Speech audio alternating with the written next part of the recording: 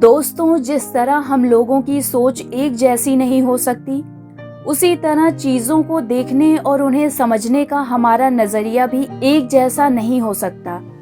कई मनुष्य ऐसे होते हैं जो हमेशा अच्छी चीज़ें सोचते हैं, तो कई ऐसे भी होते हैं जिनके दिमाग में ज़्यादातर नकारात्मक विचार ही आते हैं। इसी तरह कई व्यक्ति ऐसे होते हैं जो चीज़ों या जीवन की कठिन परिस्थितियों में भी कुछ न कुछ अच्छाई ढूंढ निकालते हैं, लेकिन कई ऐसे भी होते हैं जो ज़्यादातर चीज़ों में कमियां ही निकालते हैं।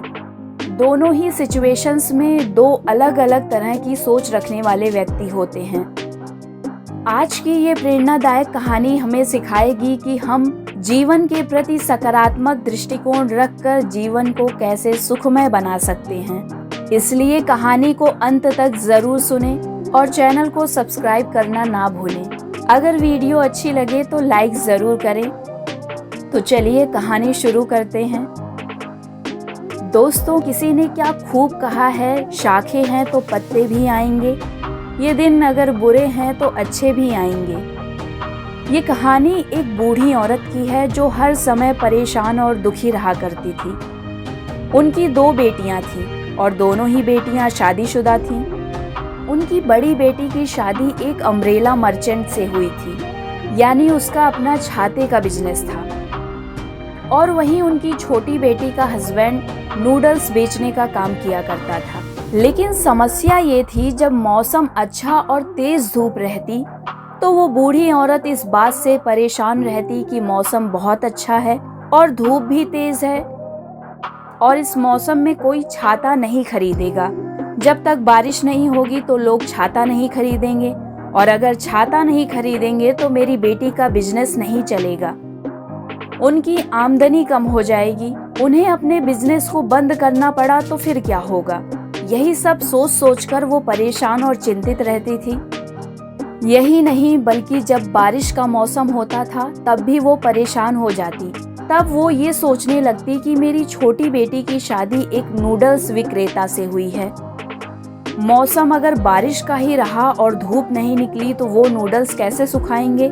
ज़्यादा बारिश हुई तो उनके नूडल्स भी खराब हो जाएंगे, पैसों का भी नुकसान हो जाएगा और उनके पास बेचने के लिए नूडल्स भी नहीं होंगे। तो फिर वो लोग क्या करेंगे। अपनी दोनों बेटियों के बारे में सोच सोचकर वो बूढ़ी औरत हमेशा ही दुखी रहने लगी। वो अब किसी भी मौसम में खुश नहीं रह पाती थी। मौसम भले ही सुहावना हो, खिली धूप निकली हो या फिर मौसम बारिश का हो, उसे अपने दोनों बेटियों में से किसी न किसी की चिंता लगी रहती थी। उनको हमेशा दुखी और रोता हुआ देख लोग उनका मजाक बनाने लगे और मजाक मजाक में ही उन्हें द क्राइंग लेडी कहने लगे। एक दिन उस इलाके में घूमते घूमते एक मोंक आए और वहीं पर कुछ दिन रुके। उन्होंने कई बार लोगों को आपस में उस दुखी बूढ़ी औरत के बारे में बातें करते हुए सुना। जब भी लोग इकट्ठे होते तो उस बूढ़ी औरत की बातें जरूर करते। कुछ दिनों तक तो मोंक लोगों की बातें चुपचाप सुनते रहे। फिर एक दिन उन्होंने लोगों से पूछा, आप लोग जिस बूढ़ी औरत के बारे में बात कर रहे हैं, उनकी समस्या क्या है, उनके दुख का कारण क्या है।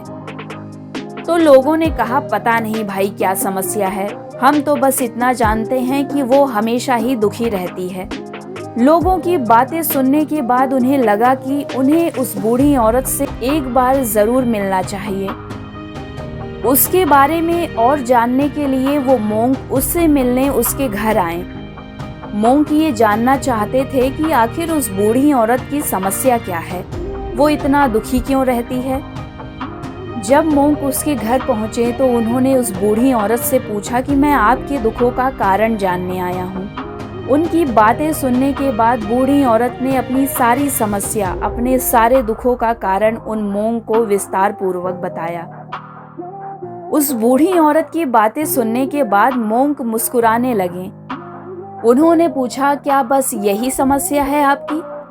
बूढ़ी औरत ने कहा, हाँ, मैं यही बातें सोच सोच कर दुखी होती रहती हूँ। मोंक ने कहा, अरे आपको चिंता करने की कोई ज़रूरत नहीं है, मैं आपको खुश होने का रास्ता बताऊंगा और फिर आपको अपनी किसी भी बेटी के लिए कोई भी दुख नहीं होगा। वो बूढ़ी औरत बहुत खुश हो गई और एक्साइटेड होते हुए बोली, आप मुझे जल्दी से बताएं कि मुझे खुश रहने के लिए क्या करना होगा। मोंग ने कहा, ज्यादा कुछ नहीं, सिर्फ आपको अपना नजरिया बदलने की जरूरत है। बूढ़ी औरत ने कहा, मैं कुछ समझी नहीं, आप कहना क्या चाह रहे हैं।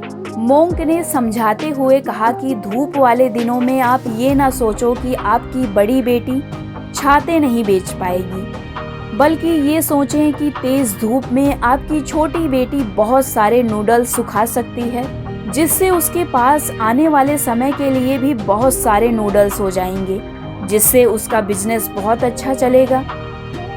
और जब बहुत बरसात हो तब आप अपनी बड़ी बेटी के बारे में सोचें कि वो बहुत सारे छाते बेच पाएगी, उसका बिजनेस बहुत अच्छा चलेगा, जिससे उसके पास आने वाले समय के लिए भी काफी पैसा हो जाएगा। इस तरह आपकी दोनों ही बेटियों का जीवन सुख में ही रहेगा। आप ही देखिए, कोई समस्या नहीं है। फाइनली उस बूढ़ी औरत को चीजें समझ में आ गईं। उसने मोंग की बातों को मानते हुए उसे फॉलो करना शुरू कर दिया। धीरे धीरे वो जीवन के सकारात्मक पहलुओं को देखने लगी और कुछ समय बाद वो बूढ़ी औरत अपनी चिंताएं छोड़कर हंसने मुस्कुराने लगी। उसे इस तरह हंसता खिलखिलाता देख लोग उसे द लाफिंग लेडी कहने लगे। ये छोटी सी कहानी हमें ये बात सिखाती है कि हमारी लाइफ में सब कुछ हमारे नजरिए पे निर्भर करता है। जिस तरह हर सिक्के के दो पहलू होते हैं, उसी तरह हर सिचुएशन को देखने का नजरिया भी अलग होता है। ये हमारी सोच और हमारे नजरिए पे डिपेंड करता है कि हम किसी परिस्थिति के सकारात्मक पहलुओं को देखते हैं या नकारात्मक पहलुओं को। अपने जीवन के प्रति हमारा नजरिया जितना सही होगा, हमारी लाइफ में प्रॉब्लम्स उतनी कम होंगी। सही नजरिया हमें लाइफ में खुश रखता है। अगर हम उस बूढ़ी औरत की तरह जीवन के सिर्फ नेगेटिव साइड पर ध्यान देंगे तो दुखी रहेंगे, और अगर उन मोंग के बताए हुए रास्ते पर चलकर पॉजिटिव साइड को देखेंगे तो खुश रहेंगे। अगर हम सिर्फ अपनी प्रॉब्लम्स पर ही फोकस करेंगे तो हम कभी भी किसी भी चीज से खुद को खुश नहीं रख पाएंगे। सही नजरिया ही हमें सही राह पर लेकर जाता है। ये कहानी अगर आपको अच्छी लगी हो तो चैनल को लाइक, शेयर और सब्सक्राइब कीजिए ताकि आने वाली कहानियों को आप सुन सकें।